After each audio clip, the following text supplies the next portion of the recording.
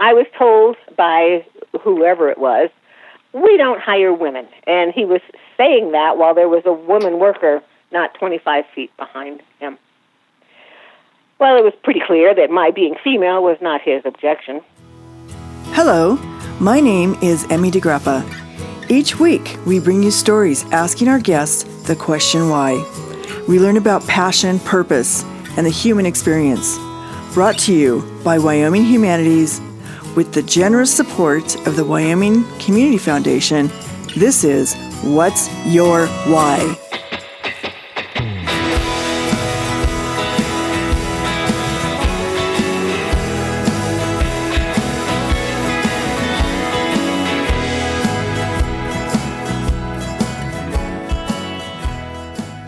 Today, we are talking to Dr. Gigi Jasper. She is a retired African-American English teacher living in Rock Springs, Wyoming. Welcome, Gigi. Well, thank you. Thank you. Where did you originally grow up before you moved to Rock Springs? I grew up in Wisconsin. I grew up in Milwaukee, and my husband and I found our way to Wyoming in an odd way. We had both graduated and gone to South America, where we were for 6 months. And an old roommate said, if you want to get a job fast and earn money fast, come live with us in Gillette, Wyoming. So we looked at an atlas to see where Gillette, Wyoming was, and we came, and she was right. We were hired. We had no trouble getting jobs almost the same day. It was kind of astounding. I had never been in Wyoming, and to tell you the truth, had probably never given in Wyoming any thought whatever, except maybe for Yellowstone Park. So you'd never been here before. You came because a friend said, if you want a job, come here. You got jobs. And then, how did you end up staying for all these years? All of these years. Well, I had come, like I said, we had come from South America, and we had started at Barranquilla, went all the way to Tierra del Fuego and back overland, which, by the way, I would not recommend. And when I got to Gillette, I was charmed, I have to admit. The streets were paved, and there was a library. Now, my husband was less enchanted than I was, but it looked like it was going to be a good place. And in many, many, many ways it was. I don't think, if you'd asked me then, I would have said we were going to stay. And sometimes I'm still a little surprised that we did, given my experiences. But more than anything, I'm so conflicted, little skitsy about my pros and cons of Wyoming. And at the end of the day, Wyoming has been very fortunate for me and for my husband, and that's why we stay. Tell me about your husband, because you came together, you had different job opportunities, or was he an educator as well? We were both English majors, but when he came to Gillette, he got a job almost instantly in the oil field, of course, at the very bottom of the rung, and I always thought that was a astoundingly inappropriate job for him, but as time went on, he went all the way through the ranks and experienced pretty much everything an oil field worm to an oil field tool pusher does actually experience. Now, I first got a job, oddly enough. It was a short-term job because this was around April, and school wasn't going to be in session for long, but I was offered a job to be the librarian at the grade school, and I did that. And then I got offered a job to be a dispatcher at the police department, and I did that.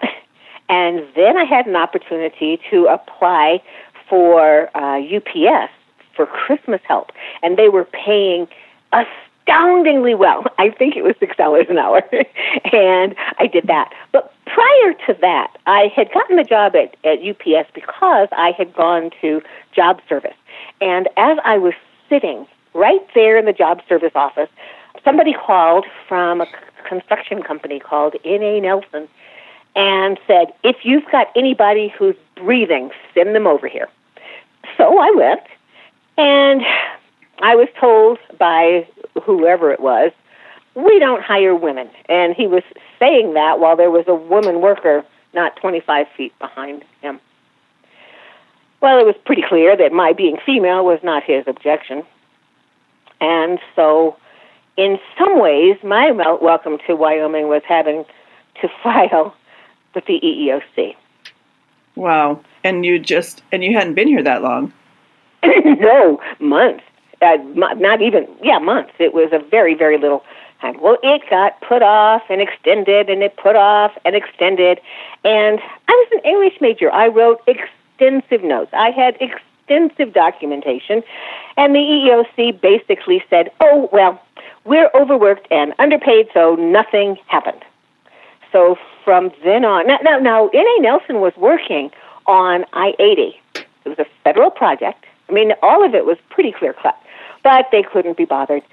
So from then on, my husband and I called the EEOC, at least in Wyoming and at least at my experience, a rubber bone organization, because they were just exactly like giving a rubber bone to a starving dog. I guess that brings me into the question about race and about being a woman. So can you separate those in terms of what is it like to be a woman of color living in Wyoming versus what is it like to be a woman living in Wyoming? Or do they just meld together?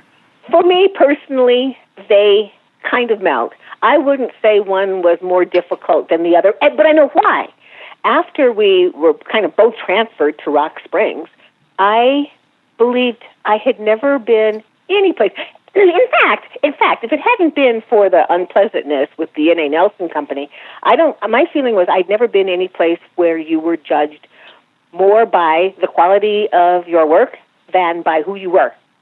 So I have to admit, I was quite stunned that I had to even fight that battle to begin with. And now, my being black, even still, after all these years, and we got to Wyoming in 1975, even still, I see disbelief, I think, that I'm black. I think it's kind of funny. And I understand that's grounded in total racism. The reaction I get when it is negative is, how on earth is it possible for you to conjugate the verb to be? And in fact, that was one of the things that I wrote many years later that I called the Proust effect. And the Proust effect, and here's my English majorism coming out big time, the Proust effect for me was that look some people give you, which exactly mirrors how you would look at your dog if she turned to you one day and said, for a long time I used to get up early, which is the first line in Proust's Swan's Way. So I guess, explain that look to me, because you were living in a very much all-white rural community. Mm-hmm. And would you say it's still that way? Oh, absolutely. Absolutely. I do know. Now, it has been modified because I am now the exception. You know, I'm the exception because, I'm dangerously overeducated, and I have had hundreds and hundreds and hundreds of students who now know me and not just what they think they know when they see me for the first time. But it is a look of such stunned disbelief. As if folks are looking at something they could not conceive of ever existing. Years ago, I was asked, I was talking about something, and he said to me, "You don't have a Southern accent." And I said, "I'm not from the South." And I watched him think about that. It was as if it had never occurred to him that anybody with a black face wouldn't have a Southern accent. Well, that's really interesting. And but I guess, is it that a lot of your students, or I don't know, maybe it wasn't your students, but people who live around you just have never experienced a black person? That is absolutely true. That is absolutely true.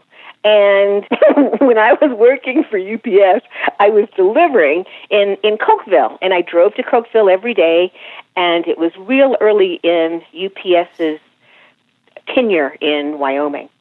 And and I noticed that I must have been making kind of a difference because I went to make a delivery at the school, and at that time, the high school and the grade school, they were all kind of connected. And in the kindergarten wing, there was a picture, and the poster said something like, "People you see every day." And there was a little brown woman in a little brown outfit carrying a little brown package. And I thought, doggone, that's me. So, yes, it is true that there were, well, it's true now. Virtually none of my students had ever had a black teacher before. And not only that, they probably never will. But and this is what always gave me joy and kept me teaching for 29 years. The amazement wasn't hostile, more often than not. Now, occasionally it was, and that led to another ugly incident, but oftentimes it was just pure amazement. But sometimes it just wasn't.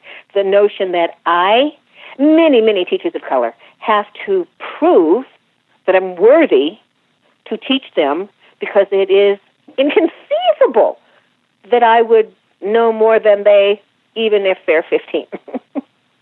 Did you feel isolated because you weren't near other people of color that you could relate to? Less so than one might think. There are kind of notable Rock Springs black families. And when we first got here, many people kept trying to put me in one of those families. And maybe I was sort of acceptable if I had been from one of those families to begin with, because clearly I would have to be, because why else would I be there? But my isolation was sort of reduced by the good women friends I made early on. And again, they were friends that I made kind of by accident that turned out to be shakers and movers, and women who were activists in women's rights and activists in rape counseling. So I was not as isolated as one might think.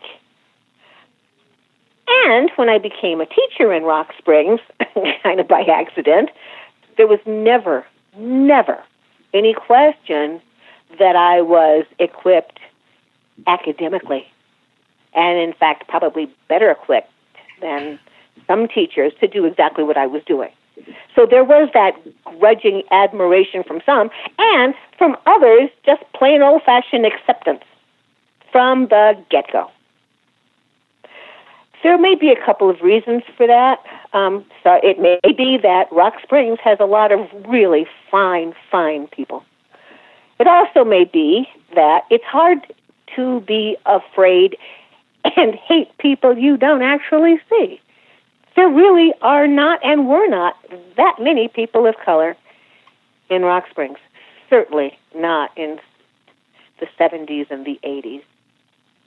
Does that surprise you because of the oil boom, and usually that brings in a number of different people from other cultures and other places? It may have done, but I lived in a different world. So I wouldn't have seen it. My husband would have been more likely to see it, and he's told me that when he would go and pick up his crew, he said 90% of the time, a new person would come in, get in the car, and the first thing they do is tell a nigger joke.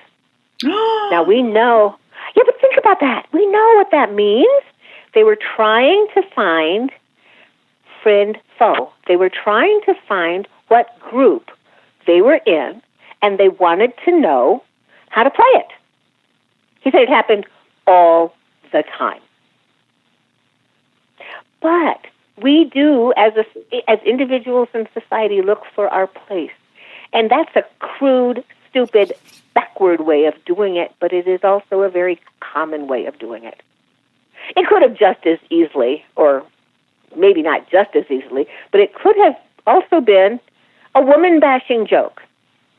You know, I'm one of the gang, because we're all men here and we can bash women. So you've experienced institutionalized racism being an African American and being an African American woman. Sadly, yes. Sadly, yes. It blew up to the most dramatic time when I was teaching and a student, although he was not and never had been one of mine, came in and threw a piece of furniture at me and was calling me an effing nigger bitch and how I should go back and pick cotton. I didn't know this kid. I didn't know him. I didn't know him. He was just a rather rabid racist. Now, it didn't turn out well for him because after being turned down by every single organization I was raised to believe was there to assist me, my husband and I hired an attorney.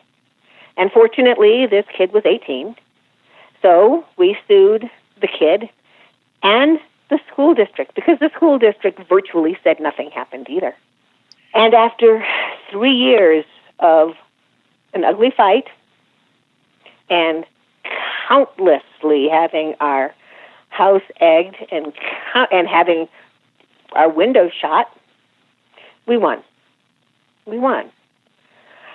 But here's the thing that is making me insane. I read an article day before yesterday about all of the teachers in this nation who are being kicked and punched and hurt and are suffering in silence. Now that makes me want to just scream. Because if one allows that kind of abuse, then it becomes acceptable. And that was the motivation when my husband and I decided that we were going to sue. If that is allowed to happen to one teacher, it will happen to any teacher. And was this a recent article? In fact, yes, very recent, a couple days ago. That is shocking. It is shocking and so demoralizing. Becoming a teacher is not something younger people now put on their list to do, which is why there's a shortage of teachers nationwide. So instead of lauding those people who do it, they are very often ignored and underpaid. Now, there are some twists in some of it. There are different laws, evidently, for what happens to a special education teacher inflicted by the student, which I believe needs to be changed. But in this article, these were not mostly special education teachers, and they were just, some of them were afraid to tell, and I can't even remember why because it was such a specious argument.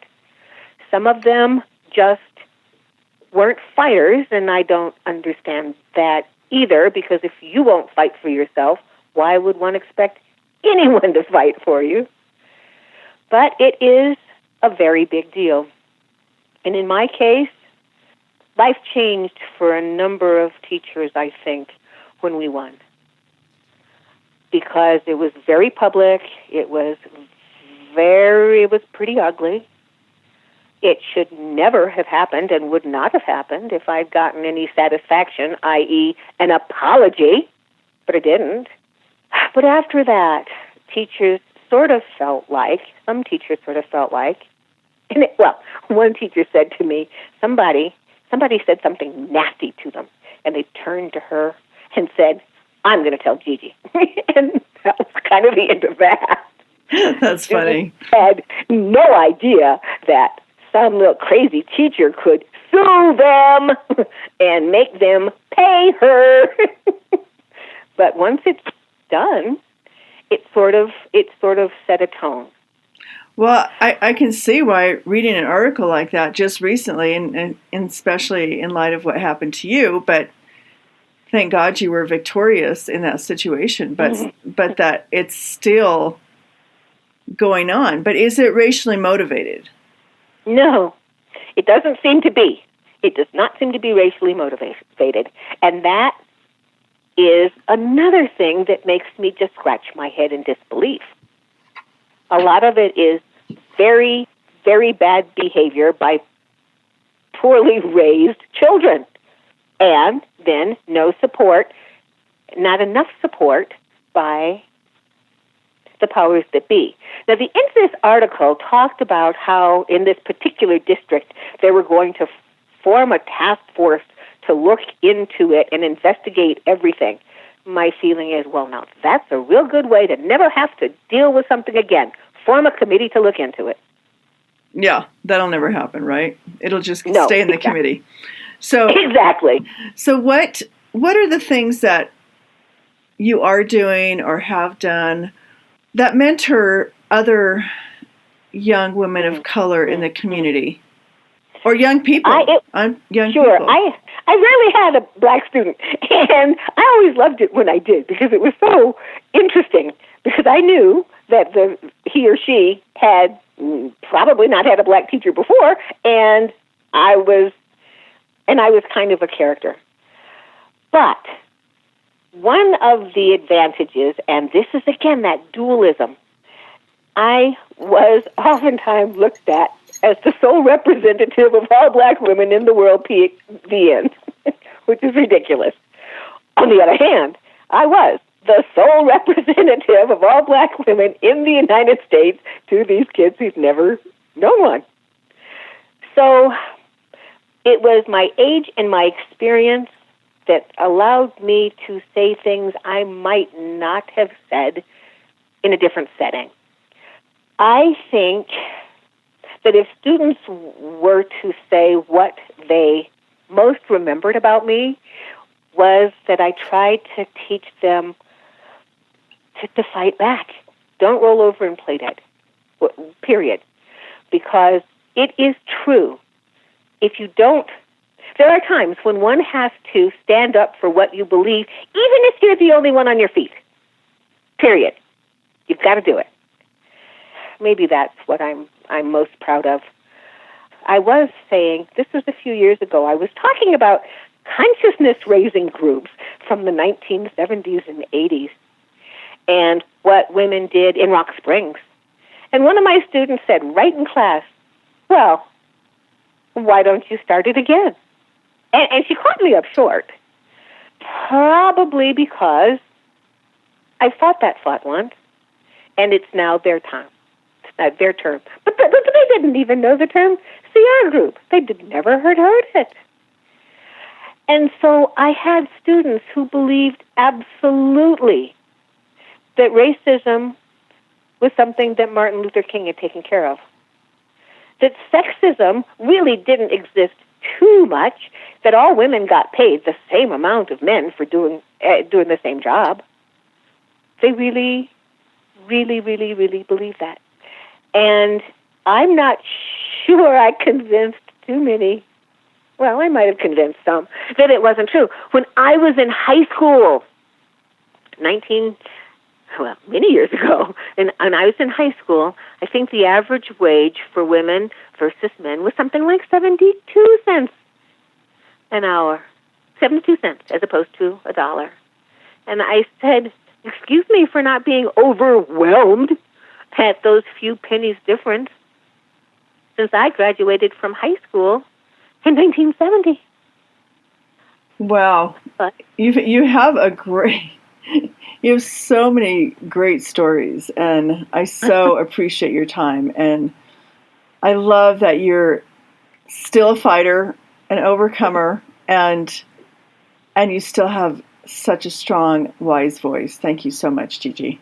Oh, thank you so very much.